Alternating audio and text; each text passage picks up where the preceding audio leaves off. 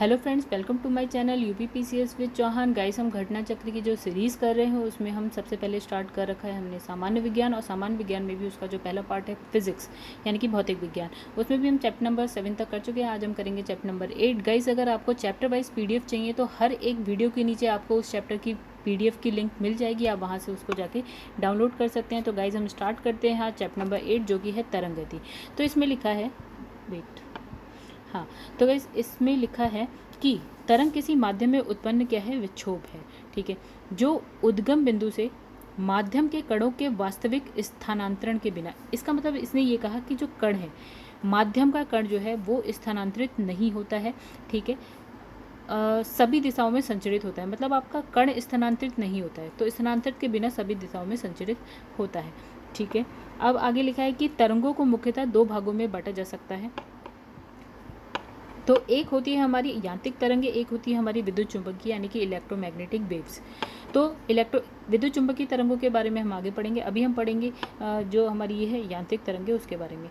तो लिखा है कि यांत्रिक तरंगे किसी भौतिक माध्यम में उत्पन्न वह विक्षोभ है जो बिना अपना स्वरूप बदले क्या होता है कि माध्यम में एक निश्चित चाल से क्या है, आगे बढ़ती रहती है। ठीक है, अब इसमें लिखा है यांत्रिक तरंगे किसी भौतिक माध्यम में ही संचरित हो सकती हैं, मतलब आपके पास एक माध्यम होना चाहिए, भौतिक माध्यम होना चाहिए। ठीक है, तो अब आगे बढ़ते हैं। इसमें लिखा है कि यांत्रिक तरंगों द्वारा केवल ऊर्जा, देखिए क्या क्या आगे बढ़ता है, ऊर्जा आगे बढ़ती है, संवेग आगे बढ़ता है, बट जो द्रव यानी कि हमने कहा माध्यम के कण वो आगे कभी नहीं बढ़ते हैं। ठीक है, क्या ऊर्जा और संवेग आगे बढ़ते हैं। ठीक है, फिर उसके बाद है कि जल की तरंगे, ध्वनि की तरंगे, स्प्रिंग की तरंगे, ये सारी क्या है हमारे पास यांत्रिक तरंगे हैं। फिर लिखा है यांत्रिक तरंगों के प्रकार क्या होते हैं, कितने होते हैं। तो इसमें लिखा है जब किसी माध्यम में कोई यांत्रिक तरंग जो है संचरित यानी कि ट्रेवल कर रही होती है तो माध्यम के कण क्या है, कंपन करते हैं। क्या कंपन करते हैं हमारे पास, माध्यम के कण कंपन करते हैं। ठीक है, यही इंपॉर्टेंट है, माध्यम के कण। अब हम कहेंगे कि जो कण के कंपन की दिशा के अनुसार हम कहते हैं कि यांत्रिक तरंगें दो प्रकार की होती है। यानी कि इसमें यह कहा है कि कण के कंपन की जो दिशा है उसके अनुसार जो यांत्रिक तरंगें हैं दो प्रकार की होंगी। आइए देखते हैं दिशा मतलब क्या होती है। एक हो सकता है कि जो हमारे पास ये कण है वो कुछ इस तरह से कंपन करे, ऊपर की साइड, फिर नीचे की साइड, फिर ऊपर की साइड, फिर नीचे की साइड। या फिर जो कण है वो कुछ इस तरह से कंपन करे, मतलब क्या है, इस तरह से, ऐसे भी कर सकता है, वर्टिकल भी कर सकता है और हॉरिजॉन्टल भी कर सकता है। तो इस तरह अगर हम देखें तो हमारे पास दो टाइप की तरंगे हो जाएंगी, यांत्रिक तरंगे ही दो तरह की हो जाएंगी। ठीक है, देखते हैं कौन कौन सी है। तो एक लिखा है यहाँ पे अनुप्रस्थ तरंगे, एक लिखा है अनुदैर्ध्य तरंगे, दो तरंगे। अब हम इसके बारे में पढ़ेंगे, अनुप्रस्थ और अनुदैर्ध्य तरंगों के बारे में। तो अब लिखा है कि जो अनुप्रस्थ, सबसे पहले है अनुप्रस्थ तरंगे, या हम बोलते हैं इसको ट्रांसवर्स वेव। ठीक है, ट्रांसवर्स वेव बोलते हैं। तो आगे बढ़ते हैं फिर से गाइस। ठीक है, लिखा है किसी माध्यम में यांत्रिक तरंगों के संचरित होने पर माध्यम के जो कण हैं वो तरंग के चलने की दिशा के लंबवत कंपन करते हैं। इसका मतलब ये हुआ कि माध्यम में जो आपकी तरंग है वो कुछ इस दिशा में चल रही है, और जो माध्यम में जो छोटे छोटे कण हैं सपोज, तो वो उसके लंबवत जो है कंपन करते हैं। ठीक है, यही लिखा है यहाँ पे। फिर गाइस आगे बढ़ते हैं। तो ऐसी जो तरंगे हैं उनको हम क्या बोलते हैं, अनुप्रस्थ तरंगे। आइए हम इसके उदाहरण देख लेते हैं कि कौन कौन से उदाहरण हैं अनुप्रस्थ तरंगों के। तो लिखा है कि तनी हुई डोरी या रस्सी में कंपन। ठीक है, अब हमारे पास क्या होता है, एक डोरी यहाँ से बंधी हुई है और हम क्या करते हैं, उसका ये इस तरह से एक डोरी होती है, हम यहाँ से पकड़ते हैं उस डोरी को और ऐसे करके ऊपर नीचे हिला देते हैं, तो उसमें कुछ इस तरह से कंपन होने लगता है। ठीक है, तो यानी कि जो रस्सी में कण है वो तो आगे नहीं बढ़ते, लेकिन हाँ ऊर्जा जो है वो आगे की तरफ बढ़ती जाती है। ठीक है, तो अब इसमें लिखा है किसी डोरी या रस्सी के एक सिरे को हुक से बांधकर उसके दूसरे मुक्त सिरे को ऊपर नीचे हिलाते हैं तो रस्सी में उसके कणों के कंपन की जो गति की दिशा में उसके जो कणों के कंपन तरंग की गति की दिशा के लंबवत होते। स्पष्ट है कि रस्सी में अनुप्रस्थ तरंगे हैं, वही चीज़ जो हमने अभी समझी। दूसरा होता है कि पानी की सतह पर उत्पन्न तरंगे, यानी जब आप पानी पे पत्थर मारते हैं तो क्या होता है कि वो उसमें वेव्स यानी कि तरंगों की तरह आपको दिखाई देता है, उसमें भी जो पानी के कण होते हैं वो आगे नहीं बढ़ते, सिर्फ ऊर्जा आगे जाती है। ठीक है, हमको लगता है कि पानी आगे बढ़ रहा है बट ऐसा होता नहीं है, सिर्फ ऊर्जा आगे बढ़ती है। अब लिखा है अनुप्रस्थ तरंगे किस में होती हैं, केवल और केवल, मतलब केवल ठोस में उत्पन्न हो सकती हैं। ठीक है, तो इसमें लिखा है गैसों में अनुप्रस्थ तरंगे उत्पन्न नहीं होती, एक चीज़।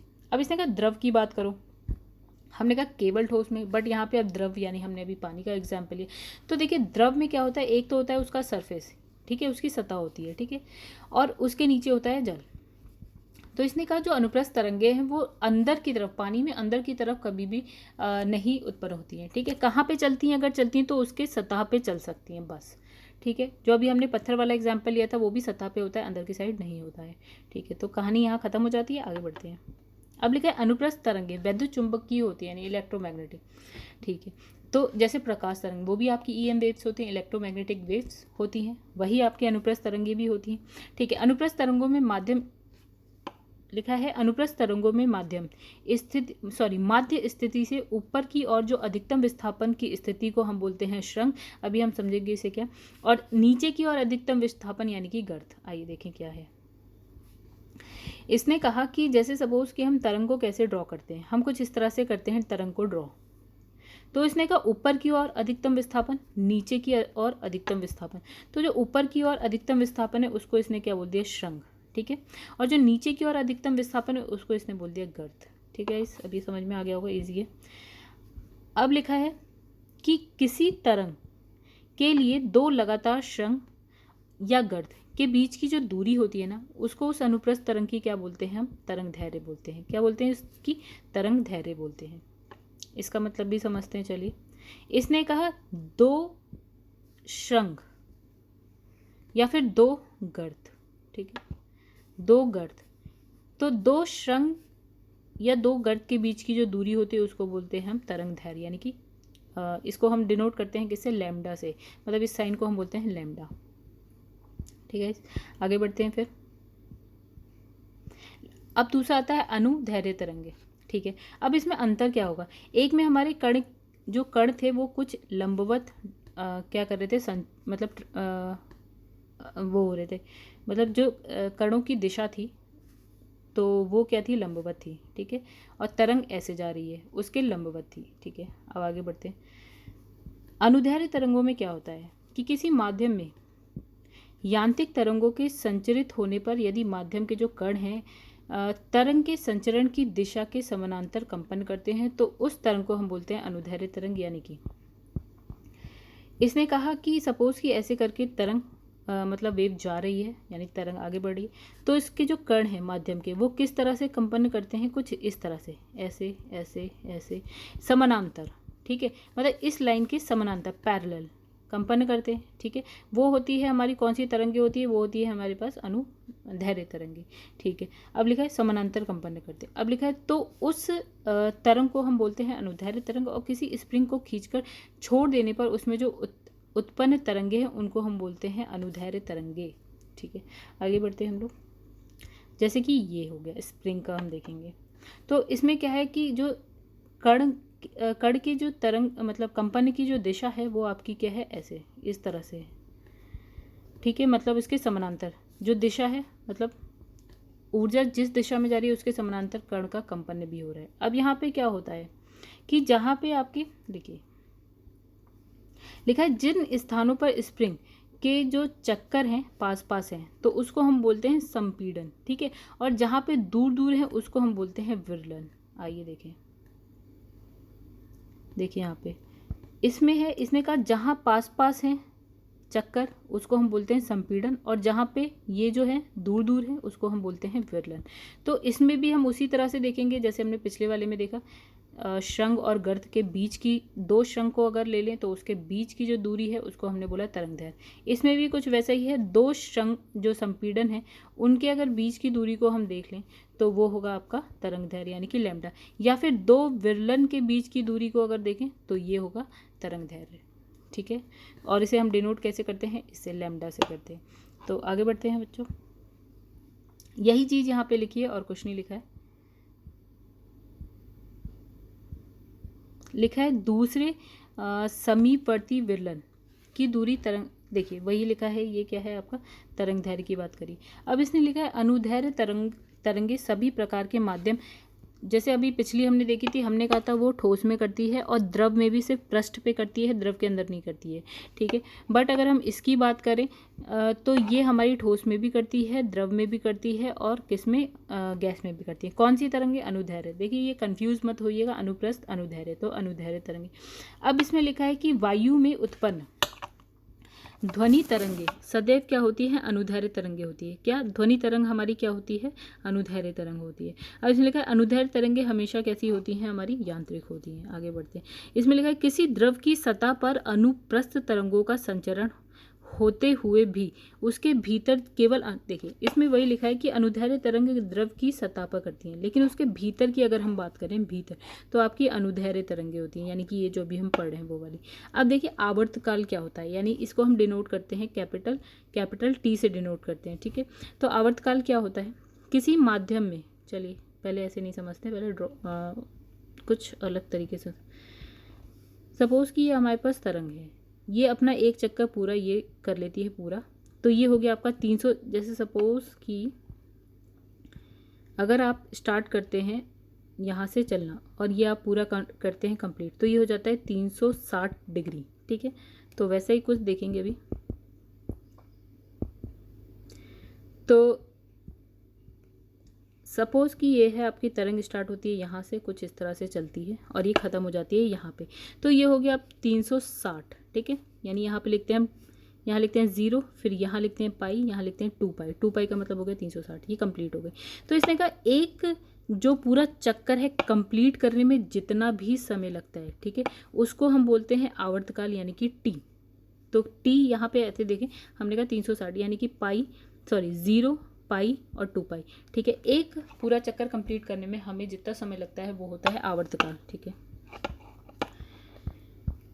चलिए देखिए इसमें क्या लिखा है, किसी माध्यम में तरंग के संचरण की स्थिति में माध्यम का कोई कण अपना एक कंपन पूरा करने में जितना समय लगाता है उसको हम क्या बोलते हैं? आवर्तकाल। और इसको हम कैसे लिखते हैं? टी से लिखते हैं। गाइस इजी था। आइए आगे बढ़ते हैं। आवृत्ति क्या होती है? देखिए आवृत्ति क्या होती है, सपोज कि ये भी हम पहले ड्रॉ करते हैं। इसने कहा हमें एक टाइम दे दिया 1 सेकेंड, ठीक है। सपोज कि इतनी दूर जाएगा 1 सेकेंड में, ठीक है। तो हमारे मतलब इस तरह से सिग्नल जा रहा है, ठीक है। और 1 सेकेंड में हमने कहा जितने भी एक हम काउंट करेंगे, क्या काउंट करेंगे? कितनी साइकिल चल दिया, यानी कि 1 2 3 4 5 6 7, मान लेते हैं 8, ठीक है। यानी इसने क्या करा, इसने 1 सेकंड में 8 चक्कर लगा लिए, ठीक है। तो वही इसने कहा कि 1 सेकंड में 8 चक्कर जो है वो उसकी आवृत्ति होती है, उसको हम डिनोट करते हैं, मतलब इसका जो यूनिट होती है वो होती है हर्ट्ज, ठीक है। यानी कि इसकी फ्रीक्वेंसी इसने बता दी 8। फ्रीक्वेंसी को इंग्लिश में बोलते हैं मतलब आवृत्ति मतलब फ्रीक्वेंसी। इसमें लिखा है किसी माध्यम में तरंग संचरित होने पर माध्यम का कोई कण 1 सेकंड में जितने कंपन करता है उस संख्या को तरंग की आवृत्ति कहते हैं, और इसे हम किससे लिखते हैं? एन से लिखते हैं। इस समझ में आ गया होगा, बहुत ईजी था, ठीक है। आगे बढ़ते हैं। लिखा है आवृत्ति चाल और तरंग दैर्ध्य में संबंध। इसमें आप सिंपल देख लीजिए क्या होता है, हमारे पास होता है एन आवृत्ति बराबर होती है ये सी, मतलब प्रकाश में जो निर्वात में प्रकाश की जो चाल होती है वो, या प्रकाश की चाल जो होती है वो सी, या इसने जो है वी से लिखा है, और अपॉन में क्या होता है? लैम्डा, यानी कि तरंग दैर्ध्य, ठीक है। ये हमारा क्या होता है? फॉर्मूला होता है। तो अब इसी चीज़ को यहाँ क्या देखें, आगे बढ़ जाते हैं हम लोग। देखिए यही लिखा है, अच्छा यहाँ कुछ और लिखा है, आते हैं फिर से वापस। मतलब हमने क्या बोला, हमने बोला जो आवृत्ति, हमने ऐसा लिखा कि n इज इक्वल्स टू प्रकाश की चाल बट्टे लैम्डा। अब हम एक और चीज़ जानते हैं, या हम एक काम करते हैं कि n यहाँ से हटाते हैं, n लिखते हैं यहाँ पे और लैम्डा लिखते हैं यहाँ, कोई फ़र्क नहीं पड़ा, ठीक है। तो ये हो गया। अब हम जानते हैं कि जो वो होता है, क्या बोलते हैं? आवर्तकाल होता है, यानी 1n बराबर होता है 1/कैपिटल T होता है आवर्तकाल। देखिए ये लिखा है आवृत्ति बराबर 1/, आवर्तकाल, ठीक है। तो हम n की जगह इसको हटा के 1/, आवर्तकाल लिख सकते हैं, बिल्कुल लिख सकते हैं, ठीक है। तो यानी कि हो गया lambda equals to C × T। अब इसे याद रखिएगा, आगे बढ़ते हैं। चलिए इसे छोटा कर लेते हैं, यहीं पे आगे देख लेंगे। तो यहाँ पे ये है, यहाँ पे इसलिए लिखा है वी, वी यानी कि सी, हमने यहाँ पे सी से लिख दिया, वैसे वी है, चलिए वी ही मान लेते हैं इसको, बराबर यहाँ लैम्डा लिखा है हमने अपॉन में टी। देखिए ये और ये फॉर्मूला देखिए एक जैसा है, ठीक है, यानी कि इसने कहा जो वेलोसिटी है, यानी कि जो प्रकाश की चाल है वो है आपकी तरंगदैर्घ्य बट्टे आवर्तकाल, यही चीज़ यहाँ पे लिखी है और कुछ नहीं है। आगे बढ़ते हैं अब हम लोग। अब लिखा है विद्युत चुंबकीय तरंग, हमने कहा दो तरह की तरंगें थी, एक थी हमें, देखिए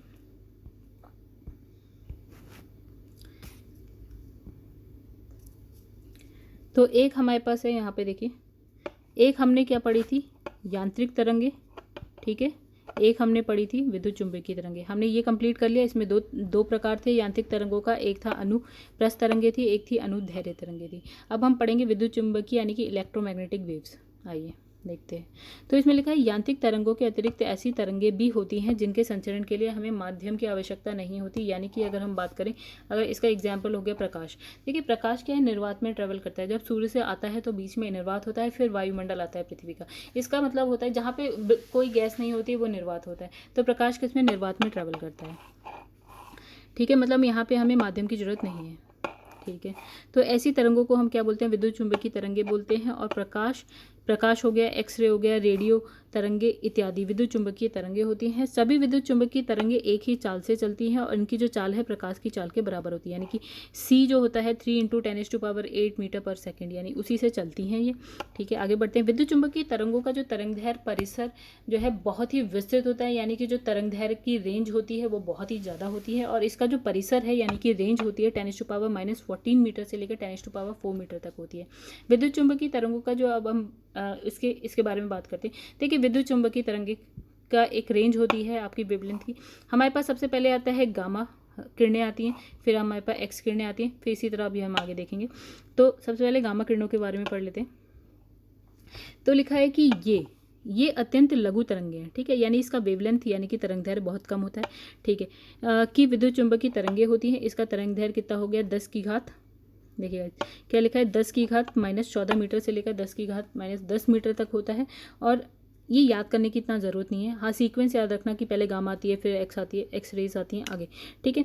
तो इसने कहा कि इसकी तरंगदैर्घ्य इतनी है, 10 की घात -14 मीटर से लेकर 10 की घात -10 मीटर तक होती है, ठीक है। तरंगदैर्घ्य बहुत कम होने के कारण इन किरणों में अत्यधिक ऊर्जा होती है। देखिए क्या होता है कि जिसकी तरंगदैर्घ्य कम होती है उसकी आवृत्ति बहुत अधिक होती है। कैसे होती है, हमने पढ़ा था आवृत्ति इज डायरेक्टली प्रोपोर्शनल टू तरंगदैर्घ्य, यानी कि अभी हमने जो देखा था वही है, ठीक है। क्या हमारे पास फॉर्मूला था,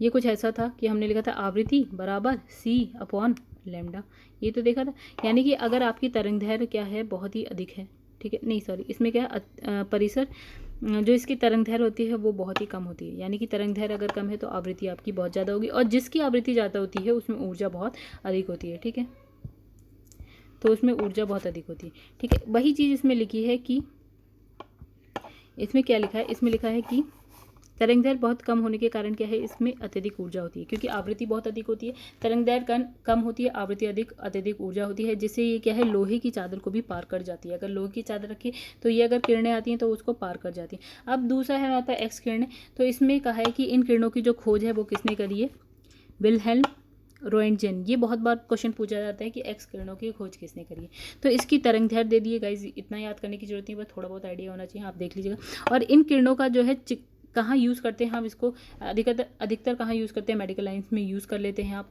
ठीक है, चिकित्सा औद्योगिक क्षेत्र में हम इसको यूज़ करते हैं। आगे बढ़ते हैं। फिर इसमें लिखा है पराबैंगनी यानी कि अल्ट्रावायलेट रे। सबसे पहले गामा रे, फिर हमने पढ़ा एक्स रे, फिर हमने पढ़ा पराबैंगनी किरणें। तो इन विकिरण, अब इसकी खोज किसने करी है, तो इन्होंने करी है, जोहान रिटर ने की है। और इन तरंगों की जो तरंगदैर्घ्य होती है, ये देखिए सबसे कम तरंगदैर्घ्य होती है हमारी जो गामा थी उसकी, फिर उससे अधिक होती है एक्सरे की, उससे अधिक होती है अल्ट्रावायलेट रे की, ठीक है। धीरे धीरे देखिए बढ़ रही है तरंगदैर्घ्य, तो देखिए तरंगदैर्घ्य बढ़ रही है और आवृत्ति घट रही है, ठीक है। अगर तरंगदैर्घ्य बढ़ती है तो आवृत्ति घटती है, यानी कि जब आप इस साइड जाते हो तो तरंगदैर्घ्य क्या हो रही है, हमारी बढ़ रही है, आवृत्ति क्या हो रही है, घट रही है, यानी कि सबसे ज़्यादा आवृत्ति इसका मतलब क्या हुआ, गामा किरणों में ही थी। चलिए आगे बढ़ते हैं। तो हमने इतना पढ़ लिया, इसकी तरंगदैर्घ्य हमने देख ली क्या है, तरंगदैर्घ्य बढ़ रही है। ये तरंगे सूर्य के प्रकाश, वैद्युत विसर्जन, निर्वात, स्पार्क आदि में उत्पन्न होती हैं, ठीक है। इन सब में उत्पन्न होती हैं क्या, अल्ट्रावायलेट रे हम जानते हैं प्रकाश में होती है, विद्युत विसर्जन में होती है, निर्वात निर्वात में होती है, स्पार्क आदि में होती है, ठीक है। फिर लिखा है अदृश्य, लिखाई, उंगलियों के निशान का पता लगाने या खाद्य पदार्थों के संरक्षण में इसका हम यूज़ करते हैं, ठीक है। उसके बाद आता है दृश्य प्रकाश, जो हमको दिखाई देता है, जो सूर्य से आता है प्रकाश जो और हमें अपनी आंखों से दिखाई दे जाता है, उसको हम बोलते हैं विजिबल लाइट या दृश्य प्रकाश बोलते हैं। तो इसमें लिखा है इस विकिरण को हम अपनी आंखों से देख सकते हैं और इसकी जो ये इंपॉर्टेंट है, इसकी तरंगदैर्घ्य हमेशा याद रखिएगा, जो होती है 4 × 10⁻⁻7 मीटर से लेकर 7.8 × 10⁻⁻7। गाइस इसमें बस ये है थोड़ा सा कभी कभी चेंज हो जाता है, जैसे ये बोल देता है ऐसे 400 नैनोमीटर से लेकर 700 नैनोमीटर के मतलब अधिकतर क्वेश्चंस में आपको यही रेंज मिलेगी, 400 नैनोमीटर से 700 नैनोमीटर के बीच, ठीक है। इस मैंने बता दिया कि आपको याद रहे। तो इसमें लिखा है दृश्य विकिरण में परावर्तन। देखिए जो दृश्य विकिरण यानी कि जो प्रकाश को हम देख सकते हैं उसमें क्या क्या होता है, परावर्तन होता है, अपवर्तन होता है, व्यतिकरण होता है, विवर्तन होता है, ध्रुवण होता है और दृष्टि संवेदन भी होता है, ठीक है। ये सारी चीज़ें इसमें होती हैं हमारी। फिर उसके बाद आता है आपका अवरक्त किरणें यानी कि इंफ्रारेड लाइट, ठीक है, IR, इसको हम शॉर्ट में लिखते हैं IR, ठीक है। आगे बढ़ते हैं। तो इसमें लिखा है इन किरणों की खोज किसने करी। सबसे पहले हम ये देख लेते हैं कि खोज किसने करी, तो इन्होंने करी, विलियम हर्शल ने करी। इसकी तरंगदैर्घ्य इतनी होती है, कितनी होती है, 7.8 × 10⁻⁻7 मीटर से लेकर 10⁻³ मीटर तक होती है। तो इन किरणों की जो वेदन क्षमता होती है वो काफ़ी अधिक होती है, किसकी, IR की काफ़ी अधिक होती है। और ये घने कोहरे और धुंध से पार निकल जाती है। तो हमें क्या होता है कि युद्ध काल में क्या है, इसका प्रयोग हम दूर दूर तक सिग्नल भेजने के लिए करते थे। अब आती है सूक्ष्म तरंगे यानी कि माइक्रोवेव, जो हमारी जैसे माइक्रोवेव ओवन में यूज़ होती है ना, वैसी वाली वो वाली माइक्रोवेव। तो इसकी तरंगदैर्घ्य कितनी होती है, 1 × 10⁻³ मीटर से लेकर 10⁻⁻1 मीटर। अब यहाँ पे तरंगदैर्घ्य बढ़ती जा रही है, ठीक है। हमारे पास जो ऊपर 10 की घात में वैल्यू जो थी, देखिए सबसे पहले वाली थी -15 से, ठीक है, अब आ गई है -3 पे। तो जब ऊपर वाली वैल्यू घटती है तो इसका मतलब मतलब वैल्यू जो है बढ़ रही होती है, ठीक है, क्योंकि ये माइनस में है, ठीक है। तो ये तरंगदैर्घ्य हो गई। अब इसका उपयोग हम देखिए कहाँ कहाँ करते हैं, माइक्रोवेव्स का कहाँ कहाँ, यानी कि सूक्ष्म तरंगों का करते हैं रडार में, उपग्रह यानी जो सैटेलाइट होती है उसमें, लंबी दूरी के बेतार संचार यानी वायरलेस कम्युनिकेशन जैसे मोबाइल से हम जो करते हैं, और क्या माइक्रोवेव ओवन में भी हम इसको यूज़ करते हैं। उसके बाद आती है हमारी रेडियो तरंगे। इसका जो तरंगदैर्घ्य परिसर है वो 1 × 10⁻⁻1 मीटर से लेकर 1 × 10⁻⁴ मीटर तक होता है। और ये कहाँ हम यूज़ करते हैं, रेडियो टीवी प्रसारण में हम इसको यूज़ करते हैं। गाइस अगर वेवलेंथ की बात है तो आप किसका याद रखिएगा, सिर्फ और सिर्फ दृश्य प्रकाश का याद रखिए, क्योंकि ये क्वेश्चन में ज़्यादा, वैसे आप सारे पढ़िए बट याद आपको बहुत ज़्यादा रखना है, तो ये रखिए दृश्य प्रकाश का, जो कि होता है 400 नैनोमीटर से लेकर 700 नैनोमीटर तक, ठीक है। तो दोस्तों ये थोड़ा सा वीडियो बड़ी हो रही है, तो आज हम यहीं पे मतलब ये वीडियो हम यहीं पे ख़त्म करते हैं। अब जो इसके क्वेश्चन आंसर है वो नेक्स्ट वीडियो में लेते हैं। तो गाइस अगर आपको मेरी वीडियोस पसंद आ रही तो प्लीज़ लाइक करिए और मेरे चैनल को सब्सक्राइब करिए और जितना हो सके उसे शेयर करिए। Thank you friends.